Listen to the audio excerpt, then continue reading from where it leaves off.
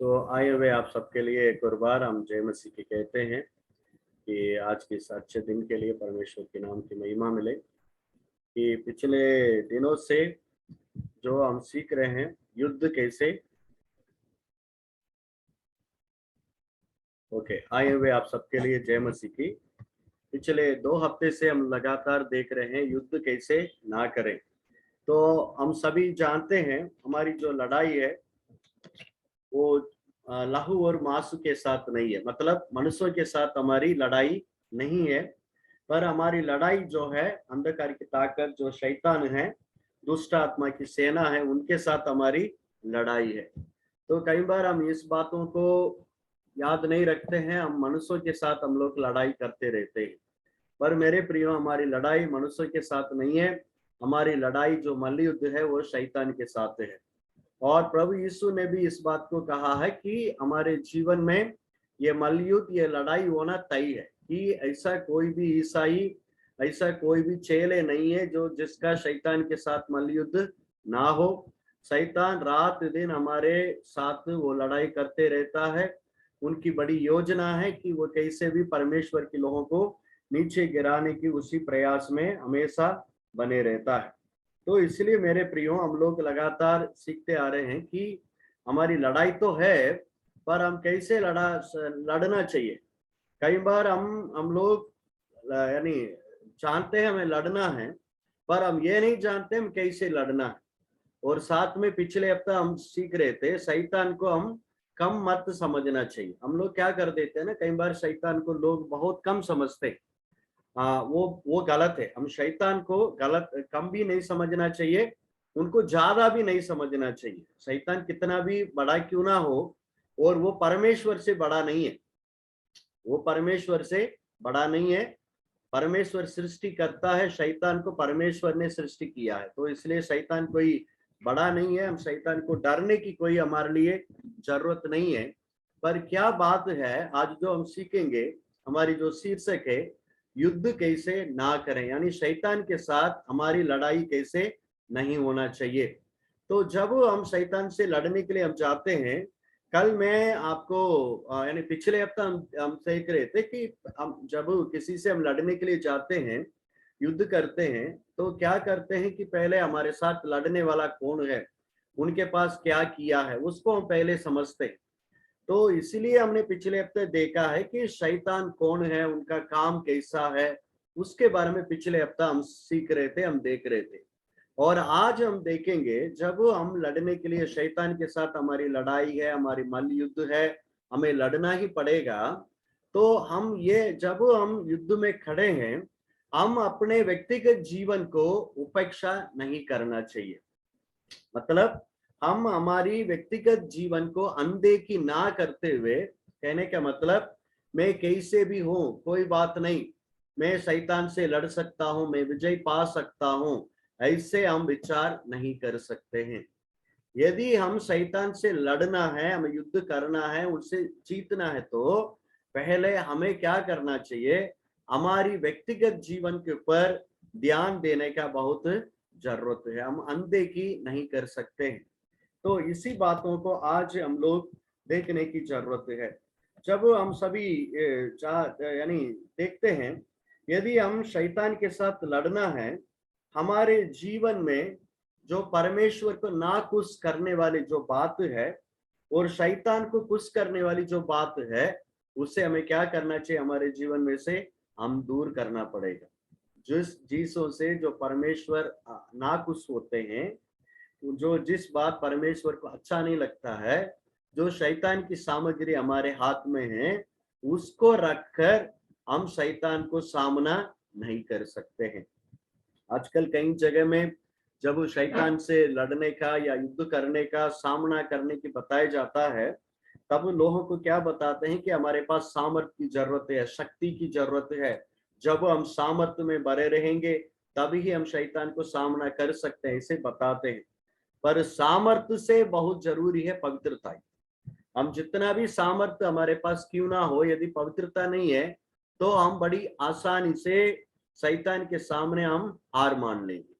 तो इसलिए हम हमारे जीवन में जो परमेश्वर को नाखुश करने वाली जो बात है, उन बातों को हमारे जीवन में से क्या करना पड़ेगा, दूर करना पड़ेगा। हम हमारे जीवन को अनदेखी करते हुए, उपेक्षा ना करते हुए हम शैतान से युद्ध हम नहीं कर सकते हैं। तो मेरे प्रियो, जब हम इस युद्ध के बारे में हम बात करते हैं, हम लोग जो मसीह लोग हैं, हमें दो प्रकार की जीवन जीने का जरूरत है। यानी हमारे जीवन में दो बात होने की जरूरत है। एक है पहला यूहन्ना पहला अध्याय, उसका 7 से 9 तक हम पढ़ते हैं। पहला यूहन्ना पहला अध्याय, पहला यूहन्ना पहला अध्याय, उसका 7 से 9 तक हम देखते हैं। हम सभी जानते हैं इस वचन को। 7 से 9 तक यहाँ लिखा है, पर यदि जैसे वो ज्योति में है वैसा ही हम भी ज्योति में चलें, तो एक दूसरे से सहभागिता रखते हैं, और उसके पुत्र यीशु का लहू हमें सब पापों से शुद्ध करता है। यदि हम कहें कि हममें कुछ पाप नहीं, तो अपने आप को धोखा देते हैं और हममें सत्य नहीं। यदि हम अपने पापों को मान ले, तो वो हमारे पापों को क्षमा करने और हमें सब अधर्मों से शुद्ध करने में विश्वास योग्य और धर्मी है। यानी पहला है जो ज्योति का जीवन। ज्योति का जीवन क्या है? ज्योति का जीवन यह है कि हमारे पापों का पर्दा नहीं डालना है। हमारे पापों को परमेश्वर के सामने क्या नहीं डालना है? पर्दा नहीं डालना चाहिए। हम परमेश्वर के सामने हम ओपन रहना चाहिए। यानी हमारी हर बात परमेश्वर के सामने खुले रहना चाहिए। हम हमारे पापों को परमेश्वर के सामने छुपाना नहीं चाहिए। कई बार हम ये समझते हैं कि हम परमेश्वर के सामने हमारी गलतियों को हमें नहीं बताना चाहिए, हमें छुपा कर रखना है, परमेश्वर हमें सजा देंगे, ऐसे हम समझते हैं। पर तकलीफ क्या है, जब हम हमारे पापों को परमेश्वर के सामने अंगीकार नहीं करेंगे, परमेश्वर के सामने पर्दा को नहीं हटाएंगे, तब शैतान को मौका मिलता है। शैतान क्या करता है? हमारी गुनाहों को, हमारे पापों को परमेश्वर के सामने लेके जाकर हमारे ऊपर वो क्या करेगा? दोष लगाएगा। वो बताएगा, देखो आपके बेटा कैसे काम करता है, कैसे गलत बात उनके जीवन में, कैसे उनके जीवन में पाप है। ऐसे शैतान हमारे ऊपर क्या करेंगे? दोष लगाएंगे। यदि हम परमेश्वर के सामने हमारे पापों को हम अंगीकार कर देते हैं, हम खुल के बता देते हैं, हाँ परमेश्वर मेरे जीवन में ये कमी है, मैंने ऐसे पाप किया, मैंने ऐसे बात बोला है, मैं ऐसा काम नहीं करना चाहिए, मैंने कर दिया। ऐसे जब हम प्रभु के सामने हमारे पापों को हम अंगीकार करते हैं, तब क्या कर देते हैं? पापों को क्षमा करने और हमें सब अधर्मों से शुद्ध करने में विश्वास योग्य और धर्मी है हमारा परमेश्वर और प्रभु यीशु मसीह है। हालेलुया। तो इसलिए मेरे प्रियो, पहला जो है, यदि हम शैतान के साथ हमें युद्ध करना है, हमें जीतना है, तो पहले हम कैसे जीवन जीना पड़ेगा? एक ज्योति का जीवन जीना है। यानी ज्योति के मतलब हमारे हमारे जीवन में किसी भी बातों को परमेश्वर के सामने छुपाना नहीं चाहिए, हमें खुले रहना चाहिए। जो भी कमियां हैं, जो भी पाप है, उसे परमेश्वर के सामने हमें खुल के बताना है, छुपाना नहीं चाहिए। छुपाने से शैतान को हमारे जीवन में क्या हो जाएगा? मौका मिल जाएगा। और दूसरा जीवन क्या है? धार्मिकता का जीवन। दूसरा जीवन क्या है? धार्मिकता का जीवन। धार्मिकता का जीवन क्या है? रोमियो की पत्री, उसका 10 का 3 पढ़ेंगे। रोमियो क्योंकि वे परमेश्वर हाँ जी जी क्योंकि वे परमेश्वर की धार्मिकता से अनजान होकर और अपनी धार्मिकता स्थापित करने का यत्न करके परमेश्वर की धार्मिकता के अधीन ना हो। हाँ जी, क्योंकि वे परमेश्वर की अपन 1 से पढ़ेंगे। हे भाइयों, मेरे मन की अभिलाषा और उनके लिए परमेश्वर से मेरी प्रार्थना है कि वे उद्धार पाए। रोमन्स 10th चैप्टर 1 से लेकर 3 तक। क्योंकि मैं उनकी गवाही देता हूं कि उनको परमेश्वर के लिए धुन रहती है, परंतु बुद्धिमानी के साथ नहीं, क्योंकि वे परमेश्वर की धार्मिकता से अनजान होकर और अपनी धार्मिकता स्थापित करने का यत्न करके परमेश्वर की धार्मिकता के आधीन ना हुए। दूसरा है जो धार्मिकता की जीवन यह है कि हम परमेश्वर के आधीन में रहना है। दूसरा है हमें परमेश्वर की आधीन में रहना है। यहाँ क्या है, इसराइल लोगों के बारे में पौलुस लिखते हैं, वे इसराइल के लोग क्या करते थे, वे अपने लिए कुछ यानी रीति रिवाज, कुछ उनके पहले से जो परंपरा से जो उनके जीवन में होती आ रही है, उस बातों को वो लोग मानते थे। परंतु प्रभु यीशु मसीह के द्वारा जो धार्मिकता की जो बात परमेश्वर ने बना के रखा है, उस धार्मिकता को उन्होंने क्या नहीं किया है, उसकी आधीन में इसराइल के लोग, यहूदी लोग नहीं आए हैं। वे लोग अपनी धार्मिकता स्थापित करना चाहते। वो कहते थे जो कुछ हम योजना बनाते हैं, जो हमारी रीति रिवाज है, जो जो मैं करता हूं वो ही सही है, ऐसे वे लोग सारे काम करते थे। परंतु वे लोग परमेश्वर की आधीनता में नहीं आ पा रहे थे। मतलब जब तक हम परमेश्वर की अधीनता में नहीं आएंगे, तो हम शैतान को सामना करना या युद्ध में जीतना हमारे लिए असंभव है। तो मेरे प्रियो, इसकी उदाहरण को हम देखेंगे। पहले आप देख सकते हैं याकूब की पत्री उसका 4:7। याकूब की पत्री 4 अध्याय उसका 7। याकूब की पत्री, इसलिए परमेश्वर के अधीन हो जाओ। जी इसलिए परमेश्वर के अधीन हो जाओ और शैतान का सामना करो, तो वह तुम्हारे पास से भाग निकलेगा। हाँ जी, इसलिए परमेश्वर के अधीन हो जाओ और शैतान का सामना करो, तो वो तुम्हारे पास से भाग निकलेगा। तो शैतान हमसे भागना है, तो कई लोग क्या करते हैं, शैतान को भगाते हैं। ए शैतान, यीशु के नाम से मैं कहता हूं, तो नरक कुंड में चले जाओ, आग की कुंड में चले जाओ।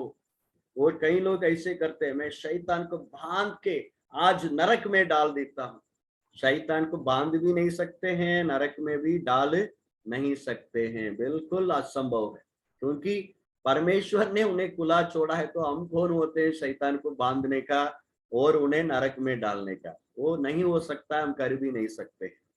पर मेरे प्रियो, इधर क्या यानी बताया जाता है, यदि शैतान हमसे दूर होना है, हमसे भाग निकलना है, शैतान को हमें सामना करना है, तो पहले हमें क्या करना पड़ेगा? परमेश्वर के अधीन में होना पड़ेगा।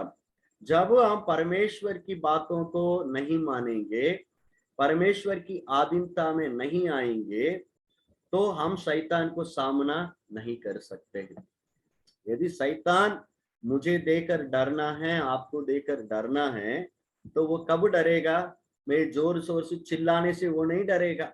हाँ, यीशु के नाम से मैं चिल्लाता हूँ, शैतान तू भाग जाओ, कितना भी चिल्लाओ, वो बिल्कुल हिलेगा नहीं। क्योंकि मुझे पहले परमेश्वर की अधीनता में होना पड़ेगा। देखिए, शैतान हमसे नहीं डरता, वो हमारा परमेश्वर से डरता है। तो परमेश्वर से शैतान डरना है, तो हम परमेश्वर की अधीन में होना पड़ेगा, हमें परमेश्वर के साथ रहना पड़ेगा। यदि हम परमेश्वर से दूर है, हम परमेश्वर के साथ नहीं है, हम परमेश्वर की बातों को मानते नहीं है, हम अपने मर्जी करने वाले हैं, हम हमारी इच्छा को पूरा करते हैं, तो शैतान को हम सामना नहीं कर सकते हैं और शैतान हमसे भागेंगे भी नहीं। वो बिल्कुल, अरे तुम कितना भी चिल्लाओ भाई, तुम कितना भी अन्य भाषा बोलो भाई, कोई चिंता नहीं है, मैं नहीं जाऊंगा, मैं नहीं जाऊंगा, वो ऐसा ही खड़ा रहेगा। मेरे प्रियो, यदि हम शैतान को सामना करना है हमारे जीवन में, तो पहले हम परमेश्वर की अधीनता में आना पड़ेगा। हम उन्हें उनकी उनकी बातों को, परमेश्वर की बातों को जब हम मानते हुए चलेंगे, तभी ही हम शैतान को क्या कर सकते हैं? सामना कर सकते हैं। और दूसरा देखेंगे कैसे हम यानी शैतान को हम सामना यानी परमेश्वर के अधीन होने से शैतान को सामना कर सकते हैं। दूसरा एक उदाहरण है रोमियो की पत्री 16 अध्याय, रोमियो की पत्री 16 अध्याय उसका 19 और 20। रोमियो तुम्हारे आज्ञा 16 अध्याय जी। तुम्हारे आज्ञा मानने की चर्चा सब लोगों में फैल गई है, इसलिए मैं तुम्हारे विषय में आनंद करता हूँ। परंतु मैं यह चाहता हूँ कि तुम भलाई के लिए बुद्धिमान बनो, बुद्धिमान परंतु बुराई के लिए भोले बने रहो। शांति का परमेश्वर शैतान को तुम्हारे पांव से शीघ्र कुचलवा देगा। हमारे हाँ। प्रभु यीशु मसीह का अनुग्रह तुम पर होता रहे।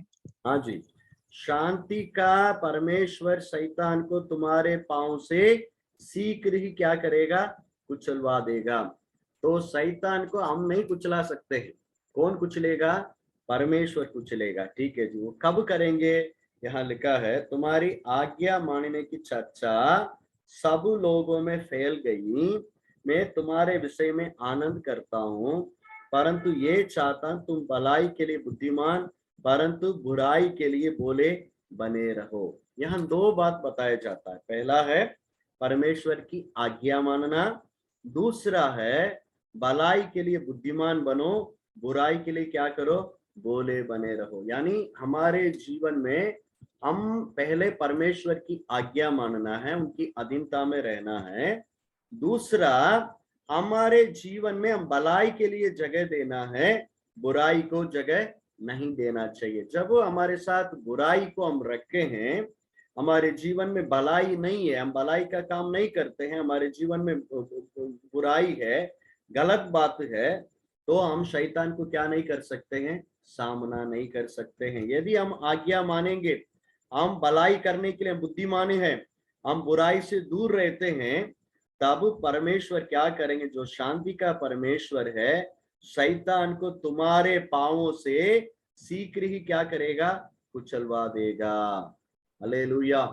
हमारे पांव यानी परमेश्वर ही करना है, करने वाला कौन है, शैतान को कुचल काम कौन करता है, परमेश्वर ही करता है, परमेश्वर को ही करना है। पर कब करेंगे, जब हम परमेश्वर की आज्ञाओं को हम मानेंगे।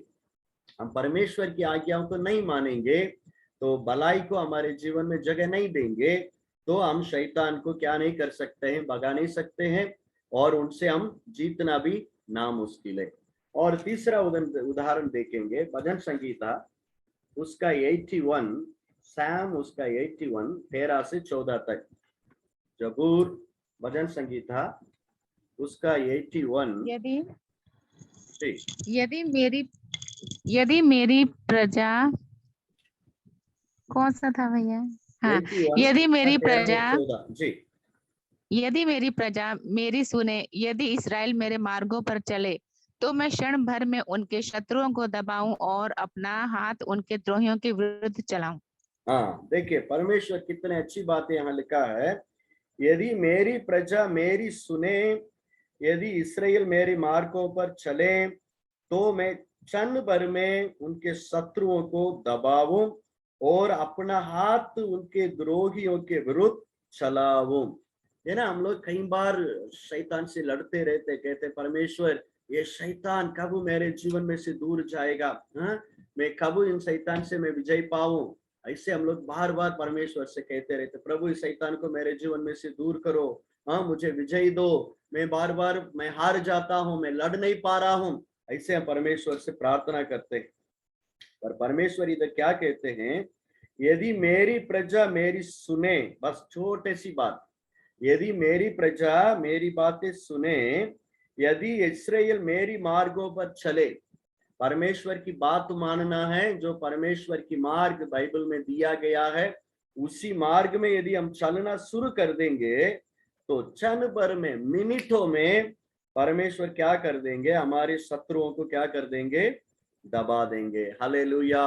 उनकी नाम तक हमारे बीच में नहीं रहेगा, उनको मिनटों में परमेश्वर क्या कर देंगे, दबा देंगे। तो कमी कहाँ है, परमेश्वर में कोई कमी नहीं है। परमेश्वर राजाओं का राजा है, प्रभुओं का प्रभु है, वो सर्वशक्तिमान परमेश्वर है। वो शैतान को जीतने का, शैतान को हमारे पांवों तले कुचलने का उनके पास शक्ति है, सामर्थ्य है। पर कमी इधर है कि जब हम परमेश्वर की बातों को अनसुनी करते हैं, हम उनकी आज्ञाओं को नहीं मानते हैं, उनके मार्गों पर नहीं चलते हैं, तो हम शैतान को क्या नहीं कर सकते, हम जीत नहीं सकते। यदि शैतान से हमें लड़ना है, युद्ध में हमें जीतना है, तो एक ही बात है कि हमें परमेश्वर की अधीनता में हमें रहना पड़ेगा। जब हम परमेश्वर की अधीनता में रहेंगे, तभी ही हम हमारी जो इस मल्ल युद्ध है, शैतान के साथ जो हमारी लड़ाई है, उसमें हम क्या कर सकते हैं, विजय को हम प्राप्त करें। हम बार बार मैं कहता हूं, हमारी लड़ाई किसी मनुष्यों से नहीं है, हम किसी भी मनुष्यों को कभी भी नफरत नहीं करना चाहिए। हमें सबसे प्यार करने की जरूरत है। हर एक इंसान परमेश्वर के स्वरूप में बनाया गया है, पर समस्या है उन हर एक मनुष्यों के पीछे से दुष्ट आत्मा शैतान की सेना काम करता है। तो उनसे यदि जीतना है, हमें क्या करना पड़ेगा? हमारे जीवन में हम ज्योति के जीवन जीना पड़ेगा और धार्मिकता में हमें चलना पड़ेगा। तभी ही हम क्या कर सकते हैं? शैतान से हम विजय पा सकते हैं। अभी दूसरी बात, हम शैतान को मौका कैसे देते हैं? अभी है ना, कई लोग बताते हैं, पास्टर जी मैं बपतिस्मा ले चुका हूं, मैं चर्च जाता हूं। कई लोग ऐसे हैं पर उनके अंदर दुष्ट आत्मा आ जाती है। तो ये शैतान कैसे हमारे जीवन में हावी हो जाता है, उनको कैसे मौका मिलती है? उसका पहला रीजन है, आप एफिसियों की पत्री 4 अध्याय फटाफट पढ़ेंगे, समय कम है। एफिसियों की पत्री, एफिसियल उसका 4th चैप्टर 26 से 27 तक पढ़ेंगे। एफिसियों 4 अध्याय उसका 26 से लेकर और 27 तक। जी 26 से लेकर भैया। हाँ, क्रोध तो करो पर पाप मत करो, सूर्य अस्त होने तक तुम्हारा क्रोध ना रहे और न शैतान को अवसर दो। हाँ, क्या लिखा है? क्रोध तो करो पर पाप मत करो, सूर्य अस्त होने तक तुम्हारे क्रोध ना रहे और शैतान को अवसर ना दो। देखिए, क्रोध करना स्वाभाविक बात है, पर उस क्रोध में बने रहना शैतान के लिए क्या मिलता है? अवसर मिल जाता है। तो यदि हमारे जीवन में शैतान नहीं आना चाहिए, हमारे जीवन में शैतान हावी नहीं होना चाहिए, तो हमें क्या करना पड़ेगा? हमारे जीवन में हम क्रोध में बने नहीं रहना चाहिए। यदि क्रोध किसी के ऊपर भी हम गुस्सा हो जाते हैं, पति के ऊपर, पत्नी के ऊपर, बच्चों के ऊपर, काम करने वाले लोगों के ऊपर, परिवार किसी के ऊपर भी गुस्सा हो सकता है, ये स्वाभाविक बात है। पर उसी गुस्सा को हमें क्या करना चाहिए? शाम को रात में सोने के पहले उसको हमें क्या कर देना चाहिए? समझौता कर देना चाहिए, बातचीत करके उस क्रोध को खत्म कर देना चाहिए। यदि उसी क्रोध के साथ हम सोने के लिए चले जाएंगे, रात में शैतान उसके साथ और भी मसाला डालकर अगला दिन उस समस्या को क्या कर देंगे? और बढ़ा देंगे। फिर वहां किसको मौका मिल गया? शैतान को मौका मिल गया। शैतान बीच में आकर और भी समस्या को क्या कर देंगे? पूरी तरह बिगाड़ देंगे। उसके बाद फिर मेल मिलाप होना बहुत असंभव है, बात बढ़ जाएगा। तो पहला है, शैतान हमारे जीवन में कैसे हावी होता है? जब हम क्रोध को जगह देते हैं, तब शैतान हमारे जीवन में हावी हो जाएगा। ये तो एक तरफ समस्या तो बढ़ती जाएगा, वो अलग बात। फिर शैतान उनके जीवन में आ जाएगा और उनको वो अपने कंट्रोल में लेके आ जाएगा। उसके बाद वो चाहेंगे तो भी शैतान की उस उनके जंगलों से उनको बाहर आना बहुत मुश्किल हो जाएगा मेरे प्रियो। तो इसलिए पौलुस बहुत अच्छी तरह कहते हैं, क्रोध तो करो पर पाप मत करो। यानी क्रोध जो है वो पाप का रूप कब लेता है? सूर्य अस्त होने तक तुम्हारे क्रोध ना रहे। यदि क्रोध ऐसे बने रहेगा तो वो पाप का रूप ले लेगा। तो इसलिए हमें क्या कर देना चाहिए? रात होने के पहले उस क्रोध को हमें क्या कर देना चाहिए? छोड़ देना चाहिए।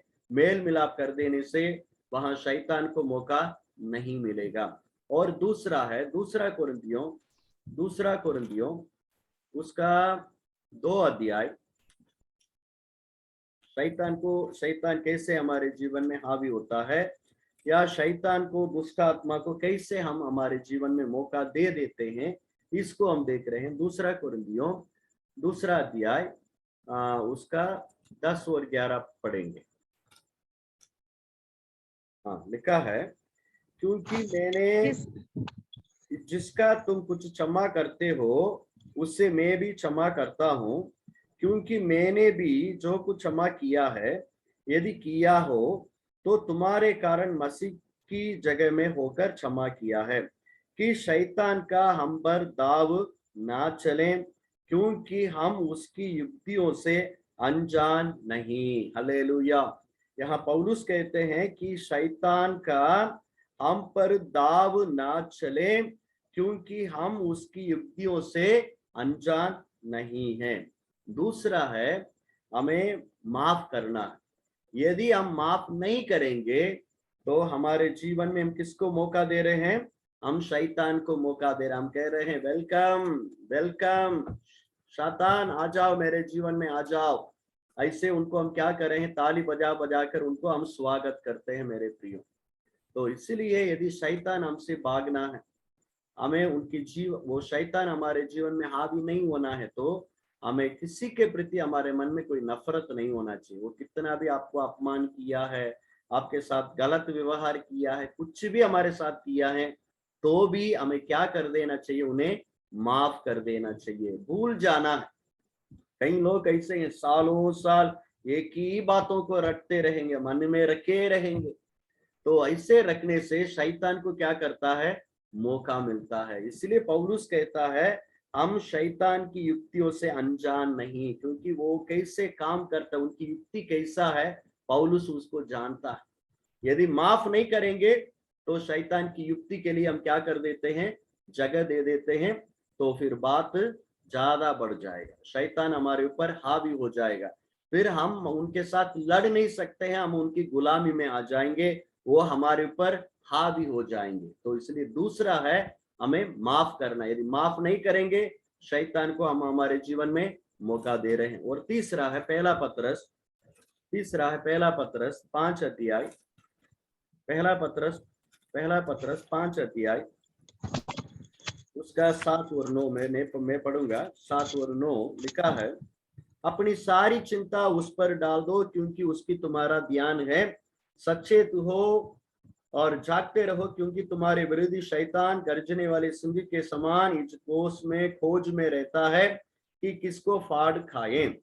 तो दूसरा है, यानी तीसरा है चिंता करने के द्वारा। यानी यदि हम सारी बातों को लेकर हमेशा चिंता करते रहें, बाइबल में लिखा है अपनी सारी चिंताओं को परमेश्वर के ऊपर डाल दो। यदि ऐसा हम ना करेंगे, हम बार बार कई बातों को लेकर चिंता करते रहेंगे, तो भी हम शैतान के लिए क्या दे रहे हैं? हमारे जीवन में हम मौका दे रहे हैं मेरे प्रियो। तो मेरे प्रियो, हम सभी को शैतान से लड़ना पड़ेगा। मल्लयुद्ध है, जब तक इस संसार में परमेश्वर हमें रखा है, उनके साथ हमारी युद्ध तो है ही, पर उनसे यदि हमें जीतना है, हमारे जीवन में सामर्थ्य से बढ़कर पवित्रता की जरूरत है। हमें ज्योति में चलना पड़ेगा, हमें धार्मिकता के साथ जीवन बिताना पड़ेगा, तभी ही हम शैतान के ऊपर विजय को हम प्राप्त कर सकते हैं। आप सभी को धन्यवाद। परमेश्वर आप सबको आशीष करें। जय मसीह की। आइए हम प्रार्थना करें। जीवित परमेश्वर, आपको हम धन्यवाद करते हैं आज के वचन के लिए प्रभु। हाँ परमेश्वर, हमारी लड़ाई मांस और लहू के साथ नहीं, पर अंधकार की जो अधिकारी जो शैतान है,